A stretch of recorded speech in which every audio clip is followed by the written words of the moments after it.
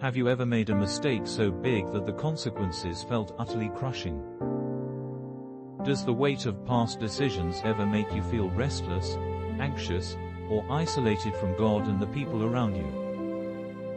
Today, we are looking at Genesis chapter 4 verse 13-14, where we see Cain's raw, agonizing reaction to God's judgment after the tragic murder of his brother, Abel.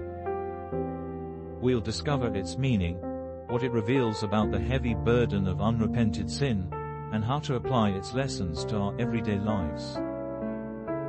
Now, let's read the verses together. Genesis chapter 4 verse 13-14 states, Cain said to the Lord, "My punishment is more than I can bear.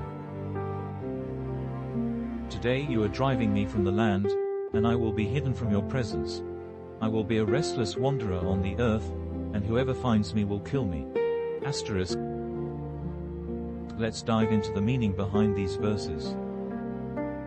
Cain expresses immense despair, not necessarily out of true repentance for his sin, but out of fear of the unbearable consequences.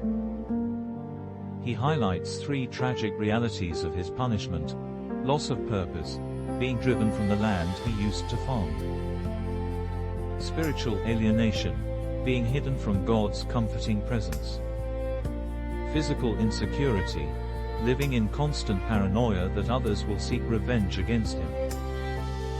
These verses reveal that sin ultimately leads to isolation, fear, and a deep, unsettling restlessness. Stepping out of God's will separates us from His presence, leaving us vulnerable and adrift in a harsh, unforgiving world. When we are tempted to harbor bitterness, anger, or hidden sins, we are reminded of the devastating isolation that follows. It reminds us to quickly seek forgiveness and run back into God's presence, rather than allowing our pride to turn us into restless wanderers consumed by fear and regret. To summarize, Genesis chapter 4 verse 13-14 highlights the crushing weight of sin's consequences and the agonizing reality of being separated from God. It warns us that a life lived apart from the Lord is a life of restless wandering, but it purposefully points out our desperate need for God's merciful protection and grace to find true peace. Let's finish with a simple prayer. Repeat after me: Dear God, thank you for your enduring patience and grace. When I make mistakes, help me to run to you in true repentance rather than hiding in fear. Keep me near your presence, and anchor my restless heart in your unconditional love. Amen.